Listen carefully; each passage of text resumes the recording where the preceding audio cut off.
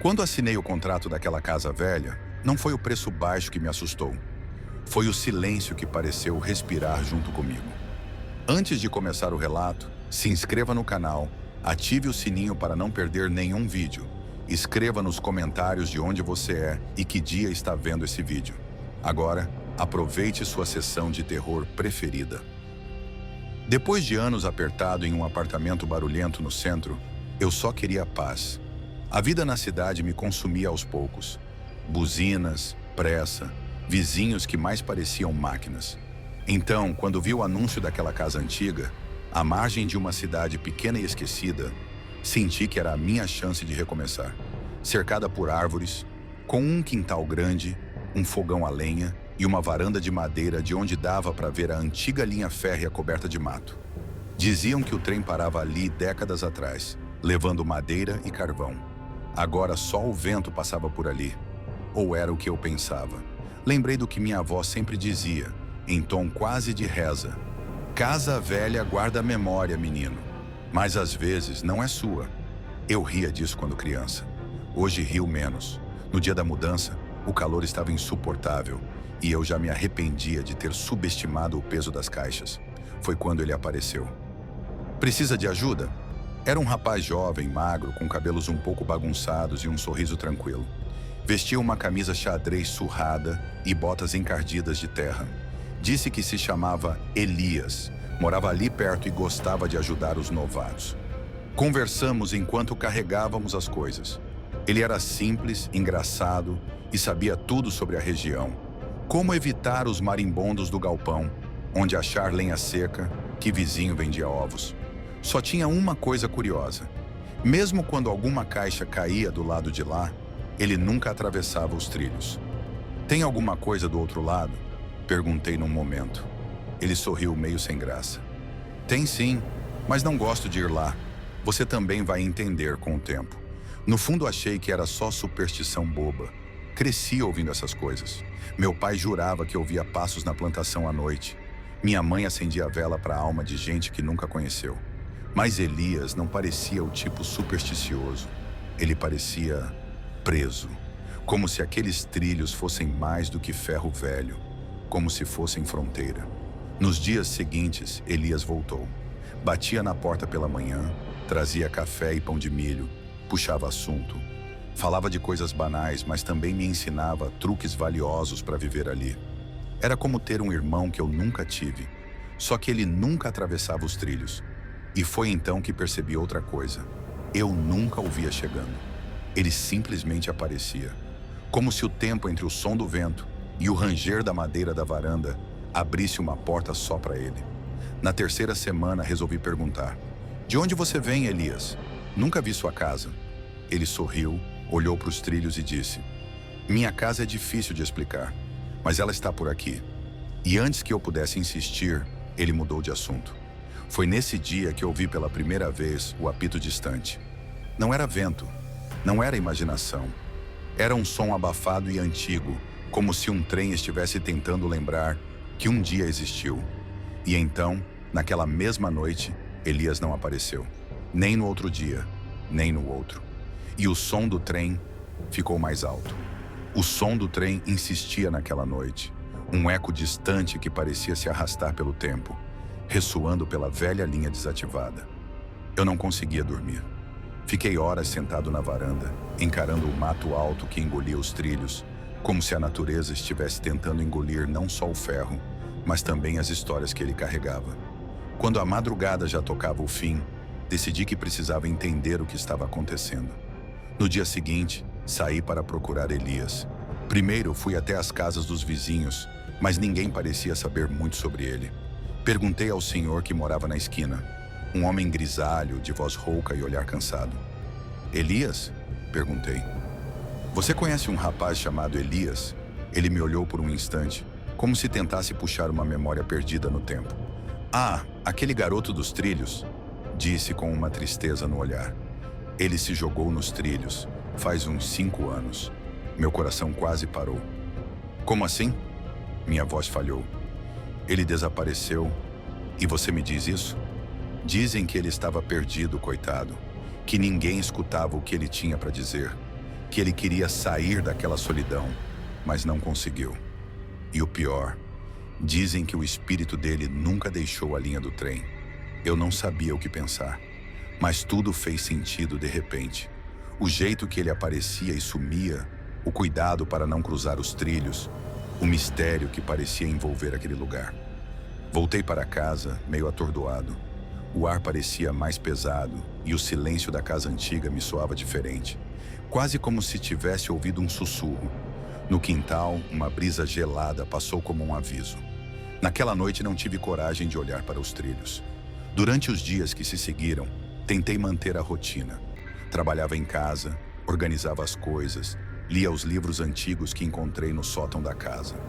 Um deles chamou minha atenção, um diário com páginas amareladas e escritas em letra trêmula. Era de alguém que morou ali há décadas. Enquanto lia, descobri que o trem parou de passar pela linha no fim dos anos 70. Mas o que me chamou a atenção foi uma anotação enigmática. O silêncio é mais pesado do que o ferro. Eles dizem que o rapaz que se perdeu nos trilhos ainda fala com o vento, esperando que alguém o ouça, que seu espírito ficou preso ali, como uma sombra que se recusa a ir embora. Fiquei pensando, será que Elias era mesmo só um rapaz? Ou era algo além, algo preso naquela linha entre o mundo dos vivos e dos mortos? Naquela mesma semana, algo estranho aconteceu. Eu sentia a presença dele em casa. Um cheiro de terra molhada, um sussurro quase inaudível. Uma noite, acordei com um som de passos leves no quintal, mas quando levantei, não havia ninguém. Fui até a varanda e pela primeira vez atravessei os trilhos. O coração batia acelerado, cada passo era um desafio. Do outro lado, nada parecia fora do comum, exceto por uma velha placa enferrujada com o nome da linha. Linha da Esperança.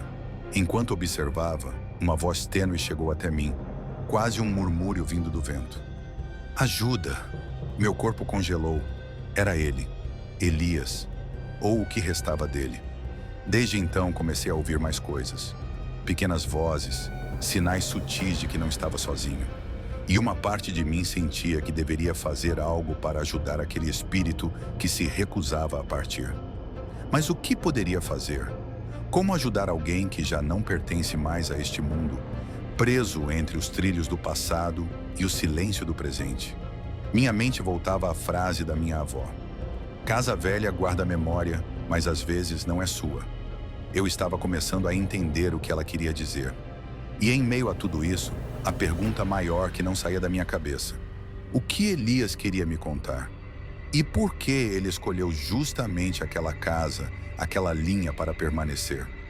Naquela noite, antes de dormir, deixei uma cadeira na varanda do lado de fora, esperando que, de alguma forma, ele voltasse para conversar. O que eu não sabia ainda era que aquela casa e aquela linha tinham histórias que eu nunca poderia imaginar. Deixei a cadeira na varanda durante toda a noite, com o coração apertado de expectativa. Naquela casa velha, o tempo parecia dilatar, como se cada segundo pudesse se esticar até revelar um segredo. Na madrugada, o vento soprou mais forte e eu jurei ouvir passos suaves se aproximando da porta. Mas quando abri, não havia ninguém. Dias se passaram. Eu comecei a sentir uma ligação com aquele lugar e, principalmente, com Elias. Aquele rapaz que não cruzava os trilhos, que aparecia do nada, que parecia um pedaço perdido do tempo. Resolvi que precisava descobrir a verdade, mesmo que isso significasse enfrentar algo muito maior do que eu imaginava. Um dia, encontrei um velho álbum de fotos escondido dentro de uma caixa no sótão. As imagens mostravam a região de décadas atrás. A linha férrea cheia de vida, crianças brincando perto dos trilhos, trabalhadores e famílias. E lá estava ele, Elias, sorrindo para a câmera, com a mesma camisa xadrez e botas encardidas. Mas em uma foto mais antiga, atrás da estação de trem, havia outra figura. Uma mulher com um olhar triste que parecia chamá-lo. A legenda dizia: Lúcia, 1978. Minha irmã sempre esperando que eu voltasse. Essa foto me trouxe uma nova inquietação. Quem era Lúcia? E por que Elias não conseguia cruzar os trilhos? Naquela noite, o vento trouxe o sussurro novamente. Ajuda! Desta vez decidi responder. Elias, o que você quer? O que aconteceu? O ar ao meu redor ficou pesado, a temperatura caiu de repente. E então, como se o mundo se rasgasse em duas, a silhueta de um jovem apareceu na varanda. Era ele, mas diferente. Mais pálido, os olhos profundos e cheios de tristeza. Ele começou a contar em voz baixa, quase como se o peso da memória fosse uma carga impossível de carregar. Eu não queria ir. Eu só queria voltar para casa. Lúcia me esperava do outro lado dos trilhos. Eu sentia que precisava atravessar para estar com ela, mas algo me impedia. Cada vez que tentava, uma força invisível me segurava. Eu não sabia que estava preso entre dois mundos. Elias revelou que, na verdade, ele havia morrido ali, 5 anos antes, ao tentar atravessar a linha para ver sua irmã, que havia falecido muitos anos antes, e cujo espírito também parecia preso naquela região. O trem que parou de passar não só desativou a linha física, mas abriu uma fenda onde aqueles que tinham assuntos inacabados ficaram presos entre a vida e a morte. Eu precisava de alguém que me ouvisse, alguém que pudesse entender, alguém que pudesse me ajudar a encontrar paz. Foi então que percebi que aquela casa, a linha do trem e o próprio Elias estavam conectados por uma história antiga de perdas, arrependimentos e um desejo desesperado por libertação. Eu tinha 2 opções: continuar vivendo naquela casa com o mistério pulsando a cada sombra, ou ajudar Elias a cruzar os trilhos, a atravessar a fronteira entre os vivos e os mortos para finalmente descansar. Com o coração acelerado, peguei a velha cadeira e sentei do lado de fora, olhando para os trilhos que serpenteavam pela mata escura. Elias apareceu ao meu lado, tranquilo pela primeira vez, e juntos atravessamos aquela linha invisível. Naquele momento, o vento mudou. Agora parecia mais leve, quase um abraço. E com um último olhar, Elias sorriu. Obrigado por me ouvir. Agora posso ir. Ele desapareceu e o silêncio tomou conta do lugar. O som do trem cessou para sempre, mas a paz finalmente havia voltado. Ao amanhecer, senti que algo dentro de mim também havia mudado. A casa não era mais apenas velha e silenciosa. Ela carregava uma memória que finalmente foi libertada. E eu entendi o que minha avó sempre quis dizer. Às vezes, uma casa guarda não só memórias, mas almas que precisam ser ouvidas para poderem seguir em frente. E quanto à linha do trem? Ela não era apenas uma trilha abandonada. Era a fronteira entre mundos. O último caminho para aqueles que ficaram presos esperando que alguém, finalmente, escutasse seu chamado. Eu escutei, e isso fez toda a diferença. Está gostando do vídeo? Deixe seu comentário. Seu apoio é muito importante para o canal. Agora vamos para o próximo relato. Nunca imaginei que o silêncio da madrugada pudesse gritar tanto. Trabalhar no turno da noite na ferrovia parecia, no começo, um trabalho monótono e previsível. Eu era o vigia da cabine de controle, encarregado de monitorar um trecho isolado, onde só passavam trens de carga durante as horas mais escuras. Para muitos, era apenas um emprego qualquer, mas para mim, tinha um peso diferente. Talvez porque, desde criança, meu avô me contou histórias sobre aquela ferrovia. Ele dizia que aquele lugar guardava segredos antigos, como se o próprio tempo tivesse cicatrizes que ninguém podia ver. Minha infância foi marcada por essas histórias, misturadas às crenças que meus pais e avós transmitiram, de que certos lugares carregavam memórias invisíveis, presas no ar, esperando que alguém as enxergasse. Eles sempre falavam em respeitar o silêncio da noite, em ouvir os sons que os olhos não alcançam. Eu, no fundo, sempre achei tudo aquilo exagero de velho, até começar a trabalhar ali. Nas primeiras semanas, tudo era rotina. Eu assistia às câmeras, anotava os horários, verificava o funcionamento dos sensores, e nada fora do comum acontecia. Até que numa madrugada, pouco antes das 2h17, comecei a notar algo estranho. Uma figura parada sobre os trilhos, no mesmo ponto onde a antiga travessia cruza a rodovia velha. No vídeo, era um homem, imóvel, solitário, olhando fixamente para os trilhos, como se esperasse por algo que nunca chegaria. Fiquei parado, olhando para a tela, tentando entender se aquilo era alguma montagem, um reflexo, ou apenas um truque da luz. O tempo passou e o trem de carga surgiu exatamente às 2h17, como sempre, com seu estrondo pesado. Então, o alarme de impacto disparou. O som nos fones era real demais. Freios rangendo, gritos abafados, metal se retorcendo. Mas quando fui verificar no dia seguinte, não havia registro de colisão. O trem seguira seu percurso sem interrupções e o maquinista jura que não viu nada. Por que o alarme soou? Quem era aquele homem? E por que ninguém mais parecia notar? Eu não conseguia deixar de pensar nisso, como se aquela figura fosse uma sombra do passado, tentando se comunicar. Algo que minha avó sempre dizia ecoava na minha mente. Às vezes, o que está perdido não quer desaparecer, quer ser lembrado. Mas lembrado de quê? Aos poucos percebi que aquele homem nos trilhos não era apenas uma sombra qualquer. Era uma história que não se deixava apagar. Os dias seguintes foram uma mistura de inquietação e insônia. Cada noite, pouco antes das 2h17, eu me sentava na cabine, o olhar fixo nas telas, esperando ver novamente aquela figura silenciosa. E lá estava ele, sempre parado, imóvel, encarando os trilhos como se tivesse fixado seu destino naquele instante eterno. O alarme continuava a soar, com o mesmo som angustiante de metal retorcido e freios que gritavam por socorro. Eu tentei buscar explicações técnicas no trabalho. Seria algum defeito no sistema? Algum problema com os sensores? Mas tudo parecia normal. Nenhum registro de falhas, nenhuma anormalidade detectada. Era como se o mistério estivesse fora do alcance das máquinas. Foi então que decidi cavar no passado da ferrovia. Naquela noite, antes do expediente, me sentei com antigos arquivos e registros da empresa, vasculhando documentos empoeirados e relatórios esquecidos. Foi ali que encontrei uma história que parecia responder àquela imagem fantasmagórica.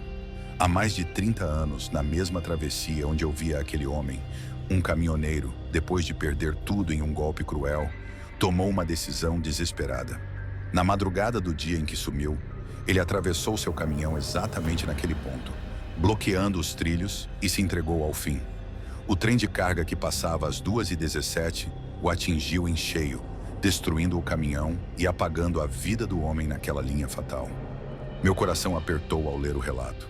A história da sua dor, da sua derrota, parecia ecoar naquela mesma hora, naquela mesma linha que eu monitorava. E algo mais me assustava. O trem registrado no acidente era o mesmo que eu via nas câmeras.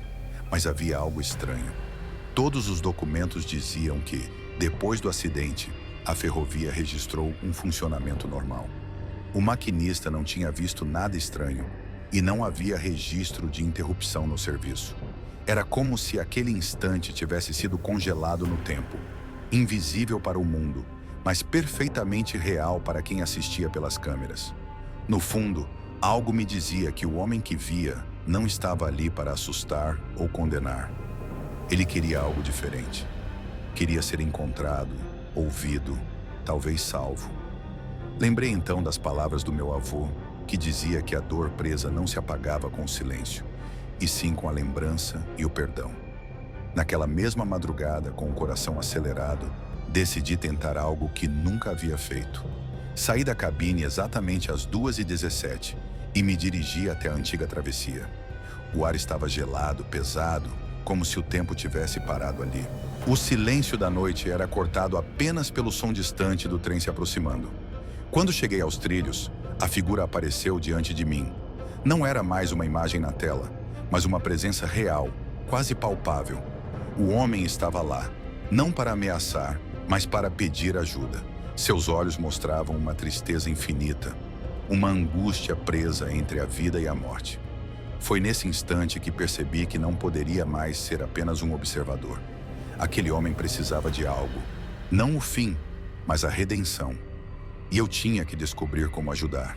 Mas para isso, precisaria desvendar um segredo ainda mais profundo sobre aquela ferrovia, sobre o passado daquele homem e sobre o que realmente significava estar preso naquele instante para sempre.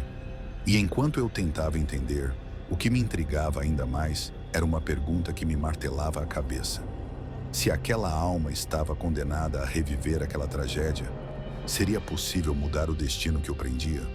Descobri que alguns fantasmas não querem apenas ser vistos. Eles querem ser libertados. Depois daquela noite na travessia, Eu não consegui mais pensar em outra coisa. O rosto daquele homem, sua expressão de dor e arrependimento, ficou gravado em minha mente como uma tatuagem invisível.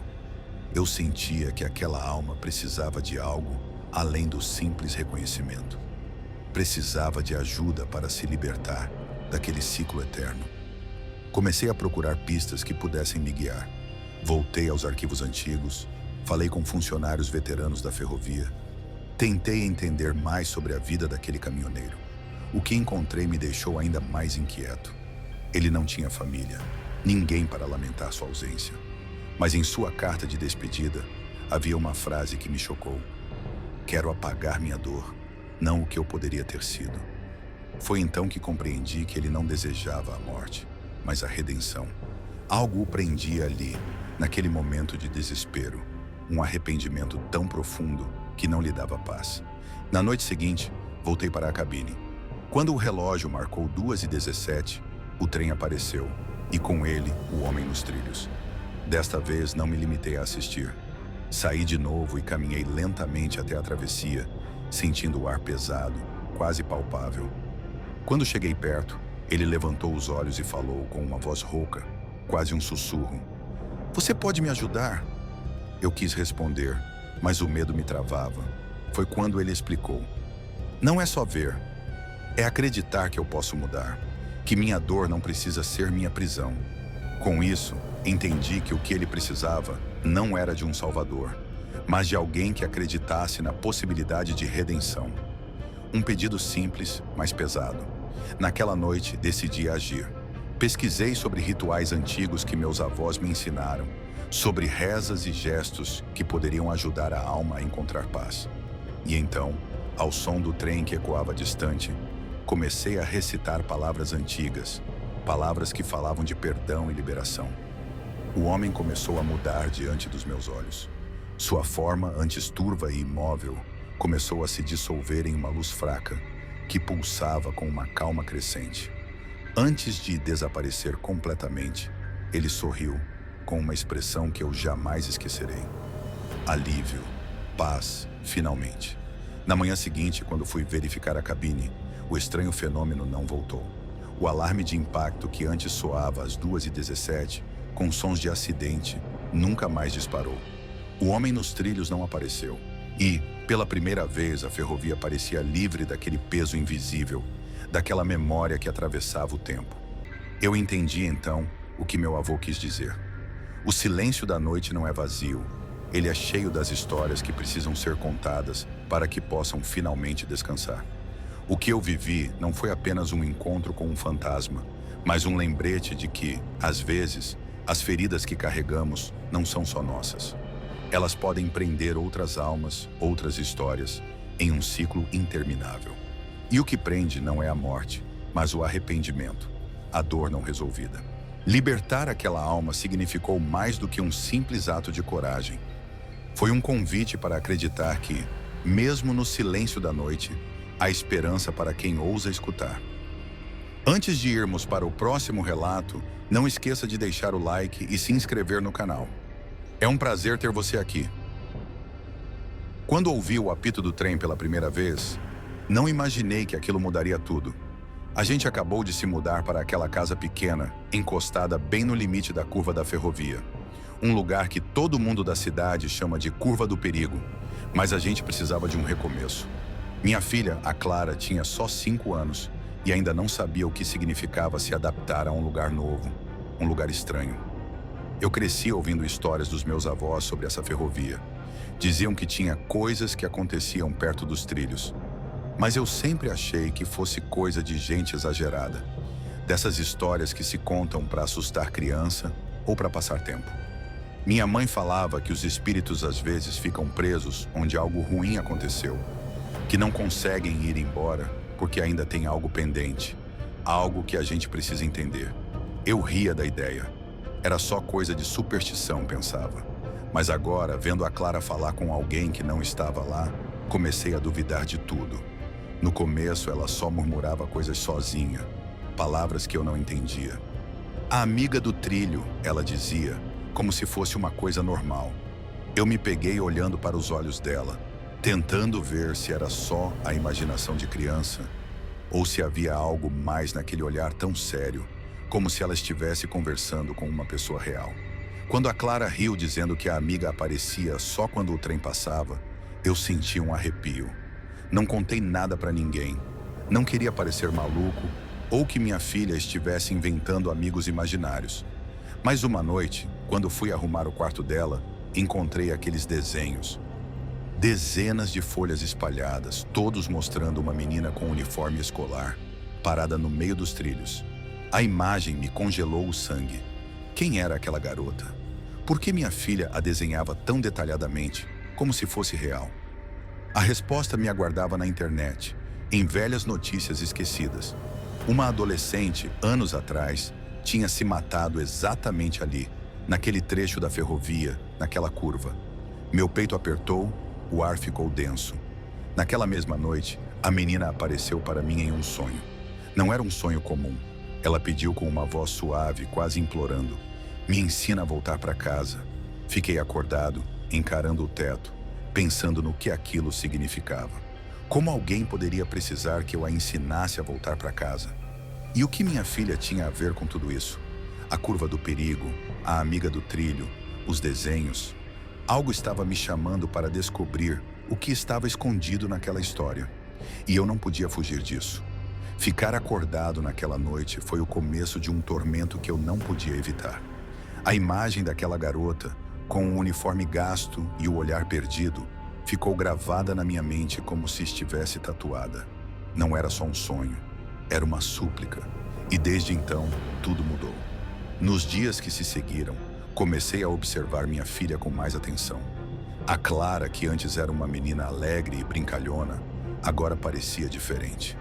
Havia um silêncio estranho quando o trem passava, como se ela esperasse algo ou alguém.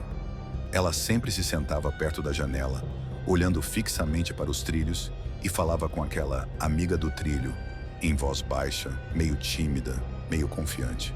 Eu perguntava quem era, o que diziam, mas ela só sorria e respondia: "Você vai entender, papai. Ela só aparece quando o trem passa."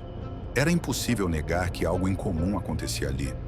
Para tentar entender, comecei a pesquisar mais sobre a história daquela curva da ferrovia, o tal ponto do perigo. Descobri que não só a garota que se suicidou havia ali, mas várias outras histórias sombrias cercavam aquele trecho. Acidentes, desaparecimentos, relatos de aparições.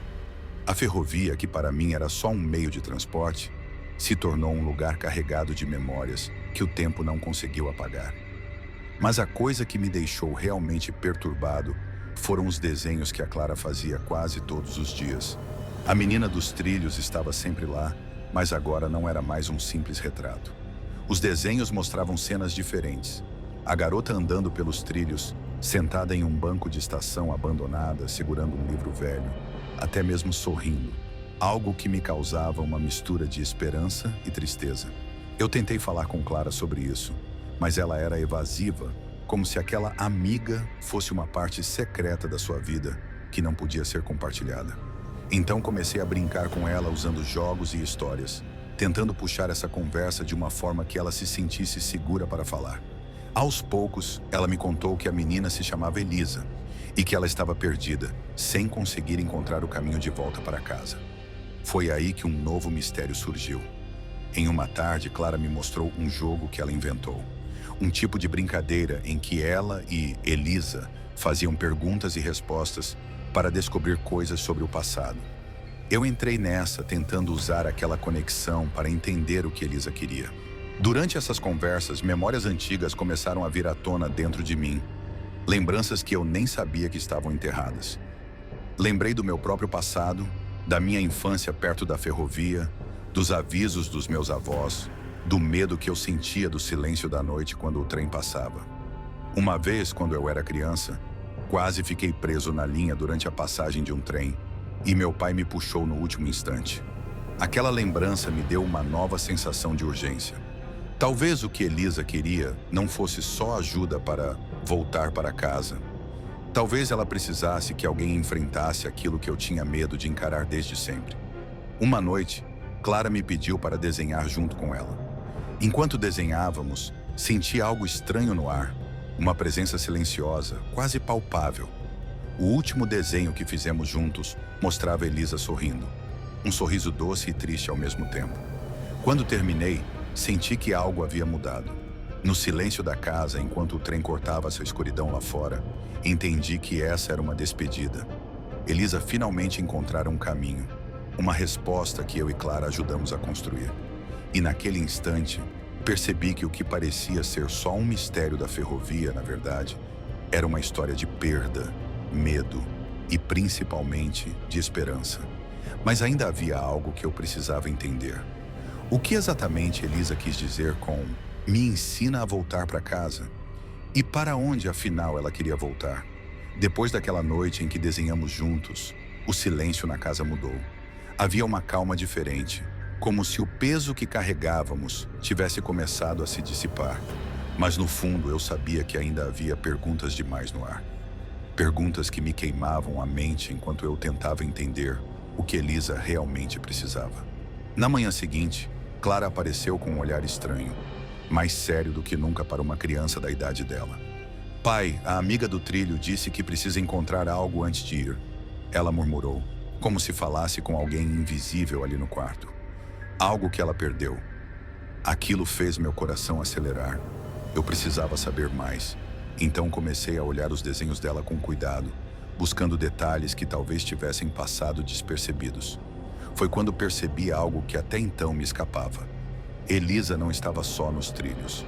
Em vários desenhos, havia pequenos símbolos, objetos perdidos que pareciam ligados a ela.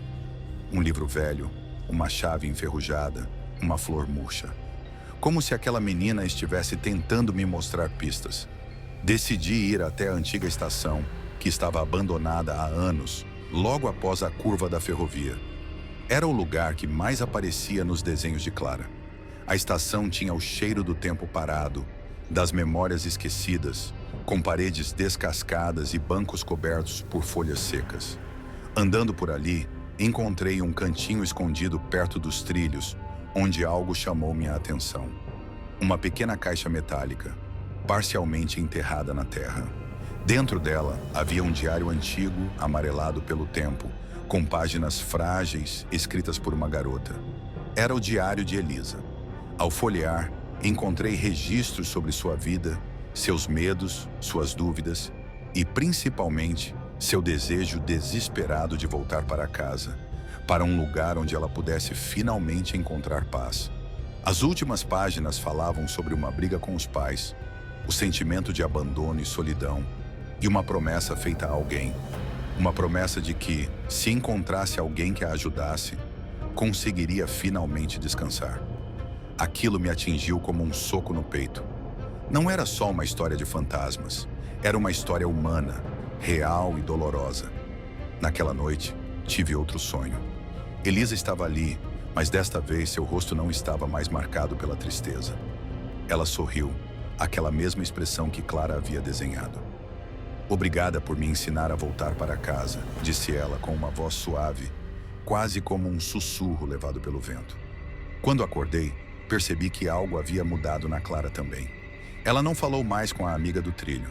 Seus desenhos agora mostravam a menina brincando em um campo florido, longe dos trilhos perigosos. Naquela curva da ferrovia, onde antes havia apenas medo e mistério, agora havia uma sensação de paz. A curva ainda era perigosa, é verdade, para quem não conhece sua história. Mas para nós, ela tinha se tornado um portal entre passado e presente, entre a vida e o que vem depois. Eu entendi então que voltar para casa não era voltar a um lugar físico, mas sim encontrar o caminho para a paz, para o reencontro com aquilo que foi perdido. Elisa precisava de alguém que acreditasse nela, que escutasse sua história, para finalmente conseguir partir. E ao ajudar minha filha a entender isso, eu também enfrentei meus próprios medos, meus próprios fantasmas. A ferrovia ainda assobia quando o trem passa, e às vezes, à noite, eu sinto um frio na espinha. Mas sei que ali, naquela curva, algo que estava preso foi finalmente libertado. E a amiga do trilho, bem, ela agora vive nas lembranças, sorrindo, finalmente em casa. Algumas histórias nunca têm respostas claras, e talvez seja isso que mais assuste. Para ouvir mais histórias como essa, inscreva-se no canal, curta o vídeo e prepare-se para o próximo relato.